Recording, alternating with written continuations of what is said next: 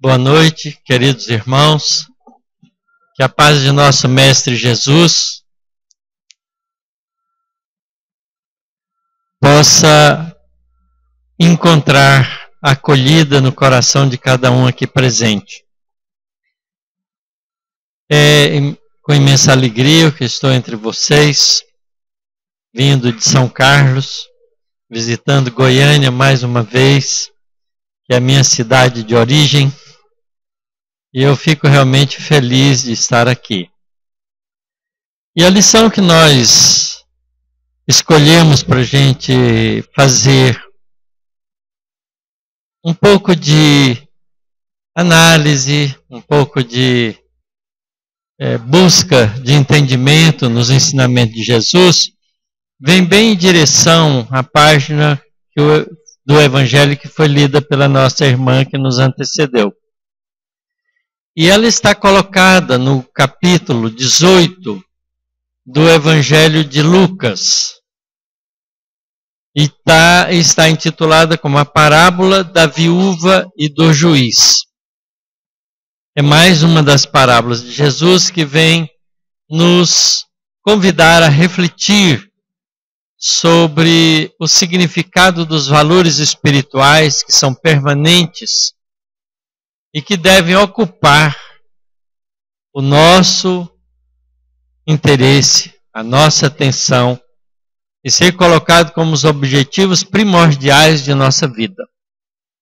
Então, Lucas começa dizendo o seguinte: e contava-lhes uma parábola sobre a necessidade de orar sempre e não desanimar. Vocês imaginem, né, como os espíritos são trabalhadores e encaminham a mente de cada um de nós para que a lição seja a lição coerente com o dia. Nós vimos exatamente na lição do bem e mal sofrer, do bem-aventurados os aflitos, esse desafio de não desanimarmos. E aqui é uma lição que Jesus nos deixa há quase 2000 anos. Contava-lhes uma parábola sobre a necessidade de orar sempre e não desanimar, dizendo: havia em uma cidade um juiz que não temia Deus, nem respeitava homem algum. Havia naquela cidade também uma viúva que vinha a ele, ao juiz, dizendo: faça-me justiça contra meu litigante. Durante um tempo, ele, o juiz, não queria. Depois disso, ele disse a si mesmo: apesar de não temer a Deus, nem respeitar homem nenhum, por me dar trabalho essa viúva, farei justiça a ela para que não venha por fim me importunar. Vejam a posição do juiz, não é? Que era um homem arrogante, não temia a Deus e nem homem algum. Parece até que a história de hoje, né? Não tem 2000 anos essa história. Continua sendo atual, como todos os ensinamentos de Jesus. Então ele era um juiz duro, um juiz exigente e um juiz quase que inalcançável. Uma mulher viúva, né, tinha um problema com o litigante e pedia a ele insistentemente para lhe fazer justiça. E ele então, apesar de não se sentir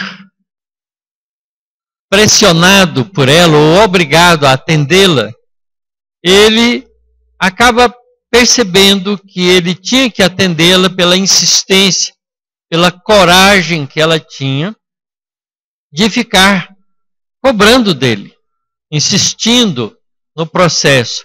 Quer dizer, ela não desanimava, ela tinha certeza dentro dela que ela devia ser justiçada. Então ele resolve e diz que fará justiça a ela para que ela, por fim, não continua a importuná-lo. Disse Jesus: ouvi o que diz o juiz da injustiça. Acaso Deus não fará justiça aos seus escolhidos, que bradam dia e noite, sendo longânime, bondoso para com eles? Eu vos digo que lhes fará justiça com rapidez. Todavia, quando vier o Filho do Homem, encontrará a fé sobre a terra? Então essa parábola é uma parábola interessante porque Jesus, como mestre dos mestres, tomava uma realidade do mundo e usava para fazer uma comparação com a realidade espiritual. E a história que ele usa para fazer essa comparação é a da oração sem desânimo ao Pai. Oração sem desânimo significa confiança integral. Não é? A pessoa sabe que quando ela se dirige a Deus, pedindo o auxílio necessário, Deus lhe fará justiça. Mas aí é que está o problema. Porque o que é justiça? Qual é a justiça divina? A gente vê que a justiça do juiz é resolver um problema de litígio, não é? Entre a viúva e alguém que lhe devia algo, por isso ela se sentia injustiçada. E muitas vezes a gente se coloca na posição da mulher viúva. Agora imaginem a situação dessa viúva 2000 anos atrás, onde a mulher não tinha posição de destaque, especialmente no meio social na Palestina. Ainda mais viúva, o homem era quem tomava as decisões da família. E essa lei e esse costume era tão rígido que entre os saduceus eles cumpriam com rigor uma lei de Moisés que era a seguinte: quando uma pessoa, um homem de uma família, casava com uma mulher e morria, o filho, o irmão mais novo seguinte daquele que tinha desencarnado, que tinha morrido, fazia as vezes do marido, a tomava como esposa e cuidava da família, para que o irmão continuasse tendo descendência. Para que a mulher não ficasse vulnerável e sozinha. Aqui Jesus toma uma viúva que não tem ninguém por ela, porque ela tem que ir ao juiz. E tem que ficar cobrando do juiz que lhe fizesse justiça. Até o ponto de convencer o juiz, mesmo ele se sentindo importunado, para lhe fazer então justiça e livrar-se do problema. Por isso Jesus o chama juiz da injustiça. Porque se ele fosse juiz da justiça, ele resolveria logo o problema e faria a justiça que deve ser feita no caso. Aqui no nosso planeta, essas coisas continuam sendo assim. Quando a gente precisa recorrer à justiça, os processos correm longos tempos. E a gente sofre a burocracia da justiça até que algum juiz resolva desencalhar o nosso processo e resolver o problema de alguma forma. Ao fazer essa colocação, e Jesus, ao comparar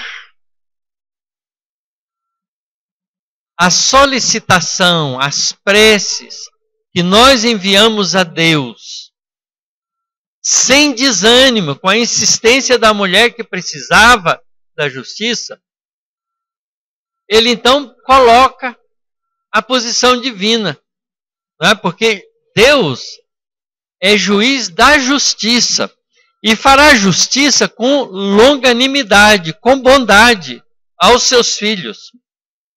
E fará isso de maneira justa e rápida. E aí Jesus questiona. Todavia, quando vier o Filho do Homem, será que os homens terão entendido as suas lições e, por isso mesmo, encontrará nesses homens fé sobre a terra? É importante a gente entender isso, não é? Porque Jesus está colocando aqui uma situação de posição nossa, de determinação nossa, diante da confiança na justiça divina. Então, quando nós dirigimos uma prece a Deus, e o fazemos com todo o nosso sentimento, e com toda a nossa coragem e determinação na solicitação, a gente tem que lembrar, não é? Que Deus fará justiça rápida, mas a justiça não será aquilo que a gente está pedindo, e sim aquilo que a gente merece, porque a decisão é do juiz. E é essa situação a que muitas vezes nós nos encontramos, porque nós oramos e não vemos resposta rápida. A gente acha que as nossas preces deviam ser imediatamente atendidas por Deus. E o que é que a gente pede nas nossas preces? Ai, meu Deus, dá um jeito no meu filho para ele criar juízo. Ai, meu Deus, resolve o problema desse chefe meu que vive me importunando no trabalho. E a gente vai por aí, não é? As pequenas doenças que aparecem em nós, a gente não pergunta por que a gente tem. A gente fica, ai meu Deus, me livra logo dessa dificuldade, né? Afasta de mim esse cálice, o quanto antes. Porque nós não buscamos nas solicitações a Deus as razões que justificam as dificuldades que nós encontramos em nossas vidas. Nós queremos a vida fácil. Aliás, tem muitas religiões na Terra, principalmente nesse movimento de evangelismo novo, onde os crentes querem logo o céu na Terra. Quer ganhar bem, não quer ter problema de dinheiro, quer ter logo sua casa, o seu carro, quer que o casamento dê certo, não é? Quer que os filhos sejam bons, porque a gente acha que a gente merece isso. Mas se a gente olhar para dentro de nós mesmos e fizermos essa pergunta que Jesus está nos colocando, será que vai encontrar fé na justiça que é justa de Deus? Obviamente que isso é um desafio para nós. Porque nós só vamos entender a justiça divina quando nós entendermos as suas leis. E as leis espirituais que nos governam são ainda, a maioria das vezes, desconhecidas de nós. Quantos de nós aqui lemos e estudamos com atenção a parte terceira do livro dos Espíritos que falam das leis morais? E as compreendemos dentro do curso de nossas vidas. É importante a gente questionar a gente sobre isso. Porque se nós descobrirmos em nós mesmos, com absoluta certeza, que nós somos espíritos imortais. Olha, isso é importante. Que nós somos espíritos imortais.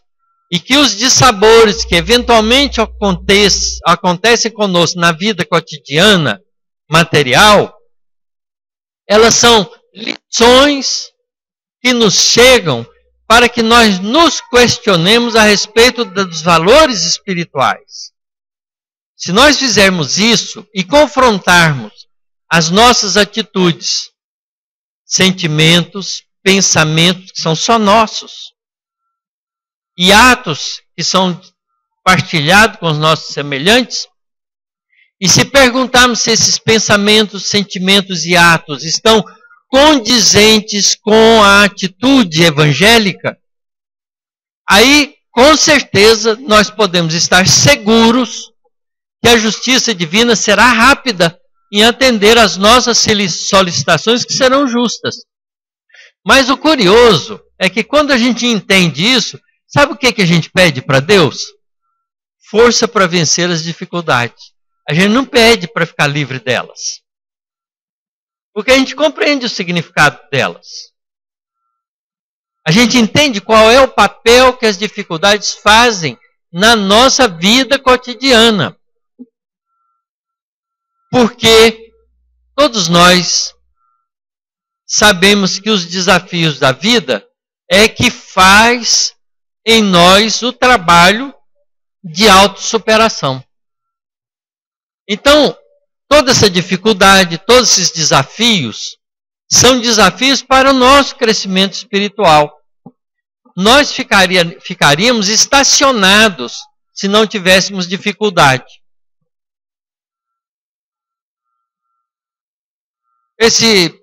A última vez que eu vim aqui em Goiânia, eu vim no Congresso Espírita. E saí daqui de Goiânia e viajei para São Carlos. E no dia seguinte comecei a passar mal, porque eu peguei dengue aqui.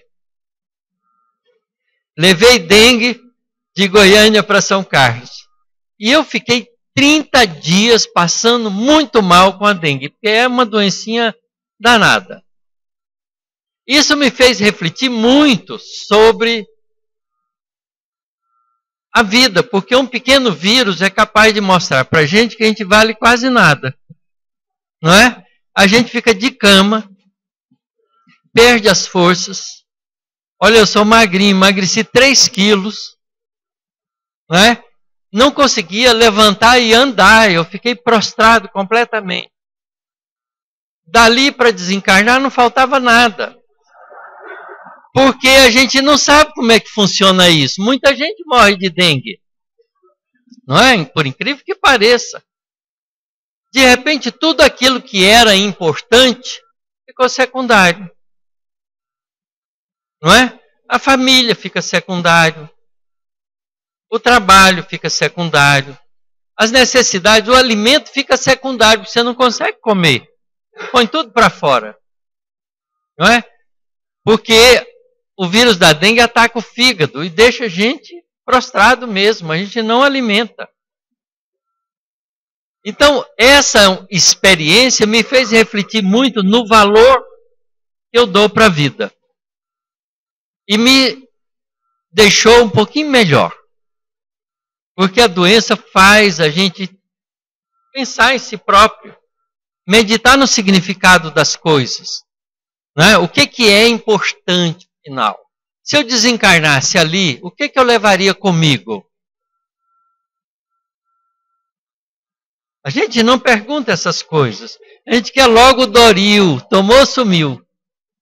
Que não existe, não é? Porque essas experiências são experiências necessárias. E muitas vezes a gente, né, se a gente for incauto no entendimento da doutrina espírita e do Evangelho, a gente começa a perguntar, mas meu Deus, eu acabei de vir num congresso, estava só fazendo bem, por que me deu dengue? Né? A gente acha que não merece. Mas se vem é porque tem uma razão de ser. Não é? Pode ser que ele não mereça da agora, mas quantas falcatruas e erros a gente já cometeu no nosso passado que ainda não estão resolvidos. Nós já tivemos milhares de encarnações. Não é? E a gente traz evolução, traz aprendizado, traz experiência e compromissos com atitudes inadequadas durante as diferentes encarnações que a gente pegou. Então é preciso que a gente, ao solicitar o auxílio do plano espiritual, através da prece, a gente entenda o significado dessa solicitação. Orar, como diz Jesus aqui, orar sempre, não desanimar, nós temos que mudar o significado da prece, da nossa oração. O que realmente é de valor que nós devemos pedir a Deus? Não é? Porque Deus, sendo a inteligência suprema do universo, não comete erros. Porque senão não seria inteligência suprema. Não comete erros. Então, tudo que esbarra com a nossa vida, criando para nós situações que parecem embaraçosas ou difíceis, são desafios para que a gente se questione internamente e se ter aquilo da melhor maneira possível. Em geral, a gente corre para o centro para tomar passe, para ver se os espíritos dão um jeito na gente. Né? Porque a gente quer aquele passe doril. Né? Ah, tomei um passe, acabou meus problemas. Não existe isso. O passe nos ajuda a ficar fortes no sentido de enfrentar as dificuldades e por nossa conta e esforço vencê-los. Porque as dificuldades que nos visitam são de endereço único. Eu só que tive dengue na minha casa. Era para mim, não era para meu filho, nem para minha esposa que veio comigo. Ficou na mesma casa que eu. Foi picada pelo mesmo mosquito, com certeza. Tá certo? Mas não teve. Essas coisas não têm endereço errado. E a gente tem que se questionar diante dessas coisas. Para que a gente, então, ao pedir a Deus, peça também com justiça. Que é difícil. Porque a gente sempre quer favor. Não é? Então, quando a gente tiver um filho difícil, não pede para o filho criar juízo. Pede para você ter força para ensiná-lo a ter juízo. Porque se Deus colocou ele na sua família, é porque espera de você um bom exemplo para ele. Não um desânimo. Olha como é que muda o sentido da coisa. Então essa parábola, que parece uma parábola sem importância, não é? Uma parábola que tem a ver com os problemas do cotidiano da vida, nos leva a fazer reflexões de profundidade sobre a realidade espiritual e da justiça divina. E aí Jesus espera de nós que entendemos essas lições a firmeza de fé, de confiança nos valores espirituais, para poder mostrar a Ele, com as nossas atitudes, que a gente está pronto para o serviço. E é isso que é importante. Porque uma vez que a gente conquista isso, isso vira nosso tesouro. A gente diz muito isso, ah, meu Deus, eu perdi a paciência. Como é que a gente perde uma coisa que a gente não tem? Não é? É estranho. Nós usamos de artifícios na nossa linguagem para justificar a nossa pobreza espiritual. Olha, se a gente perdeu a paciência, a gente não perdeu, a gente não tem. A gente tolera um pouquinho, passou daquele limite, a gente vira bichinho outra vez. Não é? E agride a pessoa do mesmo jeito que está se sentindo agredido. Isso mostra que para a gente adquirir paciência, a gente precisa ser agredido. Muitas vezes, até a gente treinar. Foi isso que Jesus ensinou para Pedro, quando Pedro pergunta para ele, mestre, quantas vezes devo perdoar o meu irmão que erra comigo? 7 vezes? E Jesus lhe responde, 7 vezes não. 70 vezes 7 vezes. Quer dizer, numa boa conta, 490 vezes. Por que será que Jesus deu essa resposta para Pedro? Porque queria mostrar para ele que ele tinha que treinar o perdão. Não é? O perdão a gente adquire com treino. A gente adquire a capacidade de dirigir com treino. A gente aprende a mexer no computador com treino. A gente aprende qualquer profissão com treino. O atleta só pula aquela altura que ele pula porque ele treinou e treina todo o tempo. Por que a gente não vai treinar os valores espirituais? Tem que treinar. Então, se a gente perdoar o mesmo irmão 490 vezes, a gente fica craque no perdão. Não é? Porque o perdão não é para ele, é para a gente. O que significa ter aprendido a perdoar? Significa que ele tenta ofender você e você não se sente mais ofendido. mesmo que ele repita aquele ato 10, 20, 30 vezes, você o desculpa, porque sabe que ele tem um problema grave, porque ele não sabe se conter, mas você já aprendeu a se conter. Então tem paciência com ele. Porque a gente só precisa perdoar quando se sente ofendido. Se a gente superar o problema da ofensa, a gente não precisa perdoar ninguém. Vocês acham que Jesus perdoou a gente? Não, porque ele não se sentiu ofendido. Ele pediu a Deus, Pai, perdoa, porque eles não sabem o que fazem.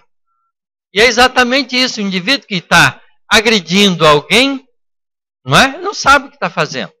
Não sabe o valor do bem. Por isso ele age do jeito que ele quer. Mas a gente que tem informação dos valores do Evangelho, que tem entendimento espiritual, e sabe que está nesse corpo, num processo de reencarnação, repetindo lições do passado e aprendendo coisas novas, tem que ter a coragem de fazer esse exercício. Então, as lições de Jesus, elas são para nós, não é? Porque isso também acontece conosco. A gente ouve uma palestra e fala, ah, meu Deus, que pena que o meu filho não estava ali para ouvir. Ah, minha sogra precisa ouvir isso. Meu marido, minha esposa. A gente pergunta, e você ouviu? Te serviu de que forma? Vai te ajudar a mudar os seus valores para melhor? Porque você, se está aqui, é porque a lição é para você, não é para sua sogra que não está aqui. Ela ainda não amadureceu para vir. Talvez não precise dessa lição. Você que acha que ela precisa. É um seu julgamento. E como a gente faz julgamentos injustos, né? O juiz é da injustiça. A gente comete erros muitas vezes. Então é importante que a gente tome dessas lições de Jesus, que tem 2000 anos, né? Para a gente colocar no nosso cotidiano da vida. Orar sem desânimo, orar sempre sem desânimo, mas aprender a orar. Aprender a orar com confiança de que Deus é magnânimo, é bondoso, é misericordioso, mas é justo. Não tirará você das consequências de sua responsabilidade, mas lhe dará recursos para que você passe por aquilo vencendo.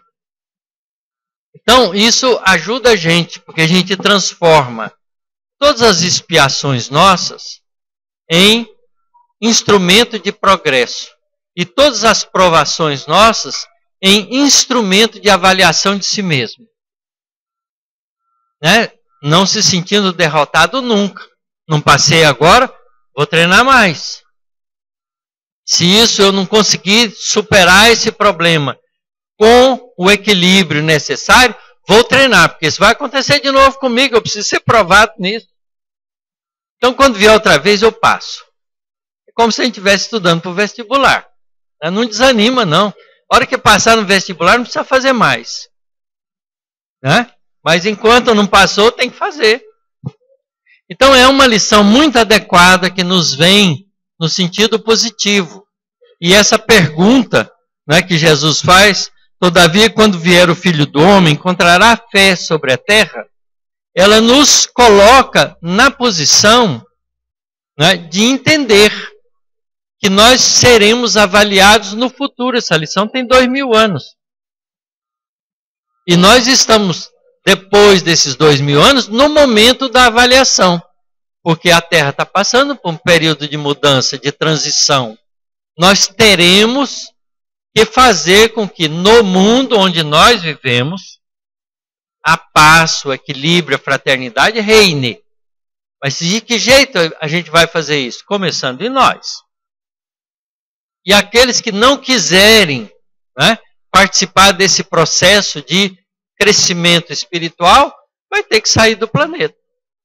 Né? Vai ter que ser exilado para um sistema planetário diferente, que tem lá um mundo de provas e expiações igual à Terra há 12.000 anos atrás, e vai nascer lá no meio dos homens primitivos, perdendo todas as mordomias, né? Telefone celular, ar-condicionado, está tão fresquinho aqui dentro, né? Viver na mata, na selva, correr dos bichos, aprender a fazer casa de pedra, criar de novo a civilização, como fizeram os capelinos.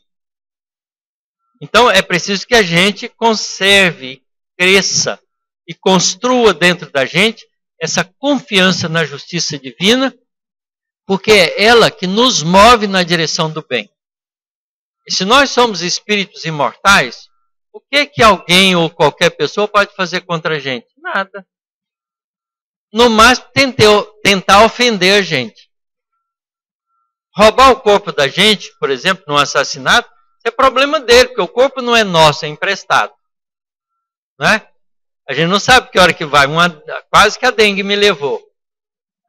Não é? Então, a gente vê que a gente não é dono sequer do corpo físico. Isso são oportunidades que Deus nos concede para a gente, na instrumentalidade da vida física, crescer definitivamente nos valores espirituais. Então, convenhamos que as lições do Evangelho são perfeitamente atuais. E são para nós que estamos ouvindo, não é para nossa sogra que não veio. Certo? É para nós. As lições são para nós, para todos nós. E especialmente para mim, né? Não esqueçam que o meu ouvido é o ouvido mais perto da minha boca. Eu escuto primeiro que vocês. Porque a lição é para todos nós somos irmãos. Exercício de crescimento espiritual do nosso planeta numa fase difícil de transição, onde parece que o mal está tomando conta do mundo, mas não está. Isso é só a reforma da casa. Casa em reforma, a poeira aparece. Tá certo? A sujeira aparece. Os defeitos da casa aparecem, porque tem que fazer reforma. Né? Parece um caos, mas tem um engenheiro que planejou a mudança, tem um chefe dos pedreiros que está comandando o trabalho, e a hora que terminar a reforma, a gente vai adorar a casa nova. Então, ao invés de a gente criticar a poeira que está sendo levantada, vamos ajudar o pedreiro. Vamos ajudar o eletricista. Vamos ajudar os reformadores da casa. E os reformadores da casa são os espíritos bondosos que estão nos conclamando para sermos fiéis no trabalho do bem. E é por isso que Jesus pergunta isso para a gente. Será que nós teremos a fé necessária para suportar essas dificuldades, sabendo que elas fazem parte de um projeto de vida, de mudança, de melhoria? Mesmo que esteja parecendo um caos, o diretor espiritual dessa transição toda é Jesus. E Jesus é um espírito angelical. Ele tem recursos absolutamente suficientes para conduzir o nosso mundo para o mundo de regeneração. E com a nossa ajuda vai mais fácil. Então a gente começa regenerando a si próprio. Porque não adianta querer mudar a sogra se a gente não der exemplo bom para ela. Porque ela vai melhorar primeiro do que a gente. Ah, não, mas você me ensinou isso, eu estou fazendo. Agora você só me ensinou, mas não faz, não adianta nada. Não é? Isso é uma realidade da vida. A gente faz isso com os nossos filhos, a gente quer que os nossos filhos sejam honestos, corretos, não mintam, e a gente faz desonestidade perto deles, mente perto deles, não é? E eles aprendem com o nosso exemplo, não é com a nossa fala. Como diz bem claro Emmanuel, a palavra convence, mas o exemplo arrasta.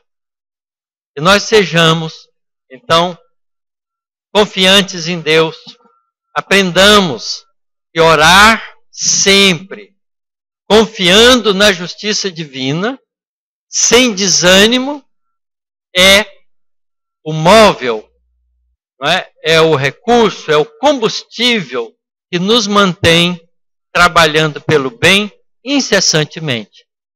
Que Deus nos dê bastante força para que façamos isso. E que façamos isso juntos, porque é melhor progredir junto do que um sozinho. Muito obrigado pela paciência de vocês.